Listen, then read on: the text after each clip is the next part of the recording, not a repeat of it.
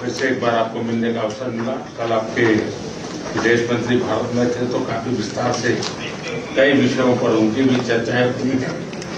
Well, Prime Minister, it's wonderful to see you again. Can I begin by expressing my condolences to the people of India for firstly the terrorist attack at the Balfour Tower explosion, but also for the bus crash in Saudi Arabia that led to a loss of Indian lives. But we have much to discuss, and our relationship is very strong, never stronger in my view.